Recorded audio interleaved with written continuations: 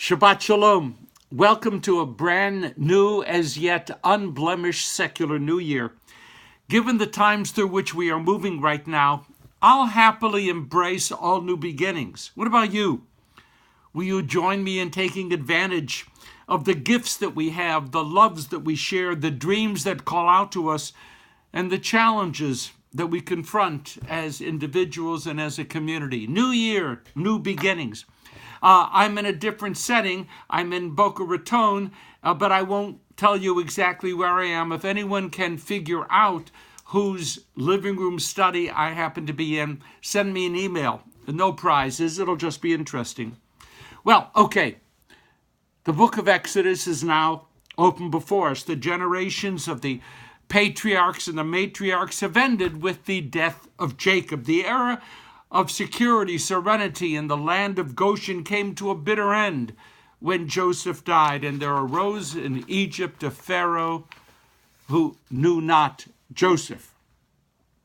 Whether Pharaoh chose to willfully ignore Joseph's achievements or he just hadn't the time to read the history of Egypt written in hieroglyphics so he could get caught up on what a great contribution Joseph had made. In any event, it didn't matter.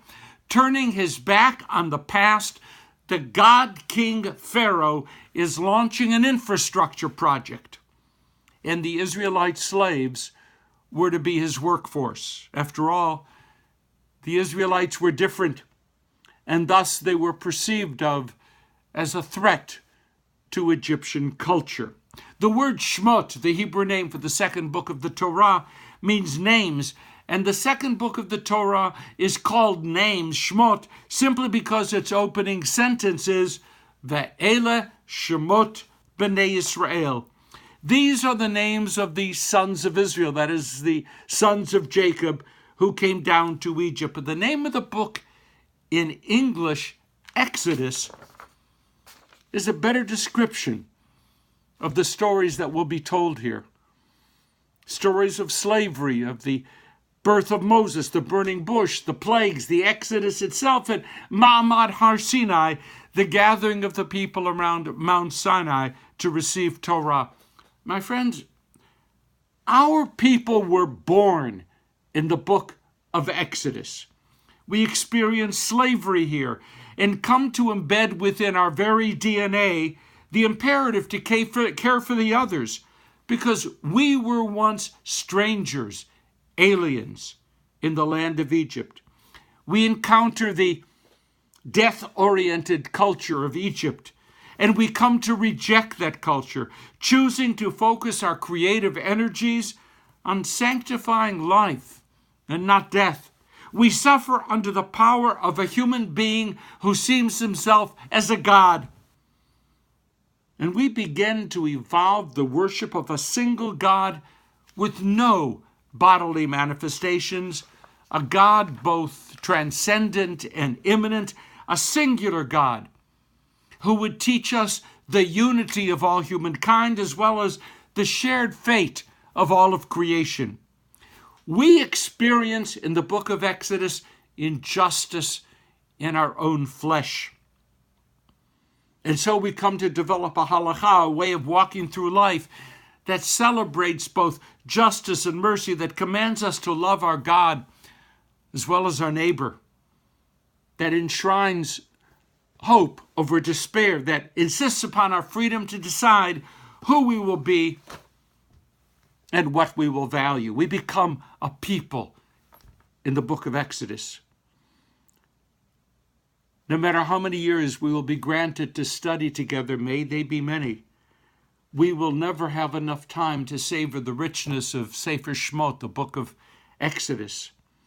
For me, there is no text that better exemplifies the imperative found in Perkei Avot, Hafoch bo v'hafoch bo ki kula bo. Examine it, study it, contemplate it in all of its facets, because everything is contained within it. And it all begins with names, Shmot, Ve'ele Shmot. So, okay, this year we'll begin with the beginning of the book of Exodus, names. The sublime Israeli poet Zelda once wrote this in translation: each of us has a name given by God and given by parents. Each of us has a name given by our stature and our smile and given by what we wear. Each of us has a name given by the mountains and given by our walls. Each of us has a name given by the stars and given by our neighbors.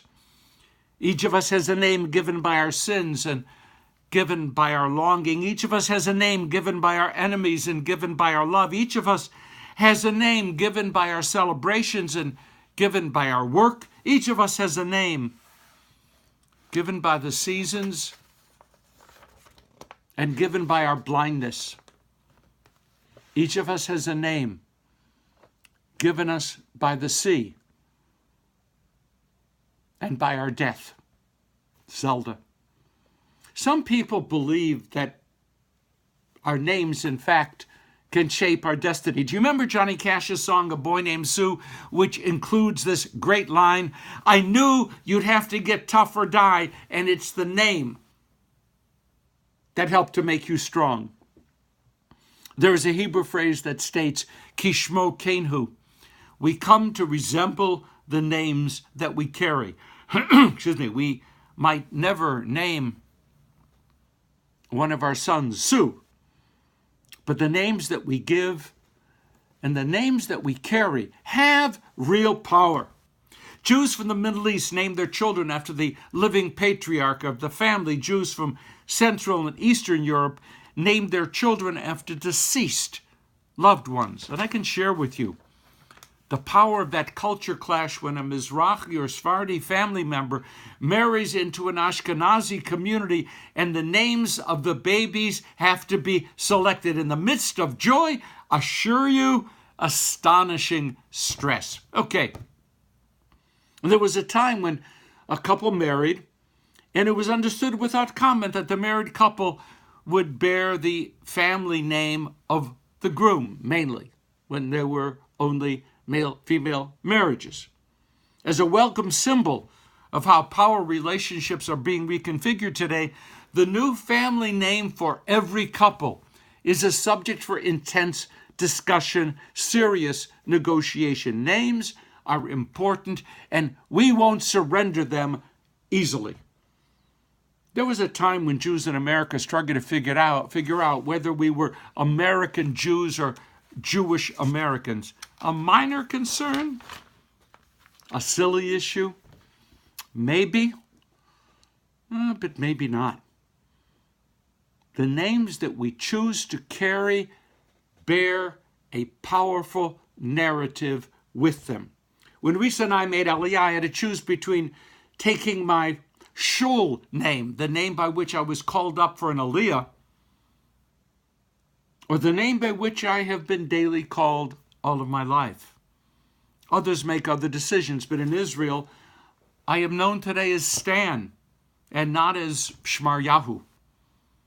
Of course, that choice did lead to the occasion in which a barista in Tel Aviv called out to say that my cappuccino was ready, and she looked at the name written there. She said, Satan, Hebrew for Satan, and while my family looked on, I meekly raised my hand and identified as the Satan who wanted his cappuccino. But my name, as Polish as it is simply too much of a part of who I am for me to have easily surrendered it.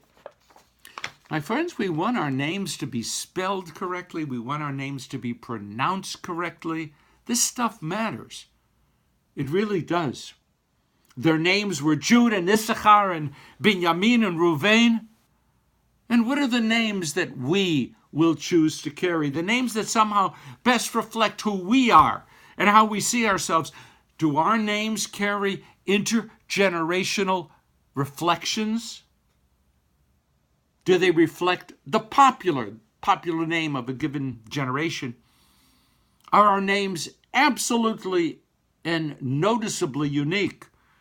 Do they single us out to be members of one particular ethnic or religious community? And what will be the names that we want to acquire for ourselves? Remember the Zelda poem? What are the names that we acquire through our lives? What do we want? Generous, isolated, community-minded, always there for others, narcissistic, racist, sexist, thoughtful, kind of deep, blissfully superficial, the go-to person when something needs to be done. Many of the decisions that we make in life will become part of the names that we carry. Do we care about those names? Avram became Abraham. Sarai became Sarah. Jacob became Israel. The children of Israel became the Jewish people. My father, Chaim Herschel Davidovsky, became Harry Davids at Ellis Island. We are given names. We acquire names. We choose names. And those names become the vessels which will carry forward our legacies into the next generations. Ve'ela Shmot. And these are the names. May we bring honor to those names, and may those names that we choose, that we are given, that we acquire, reflect honor upon us. Okay, that's it. Have a wonderful Shabbat and a wonderful week. Please share, hit the button, share this posting with others. Let's talk again next week, and don't forget, where is Waldo? Whose study am I in at this moment? Have a great week. Shabbat Shalom, everybody.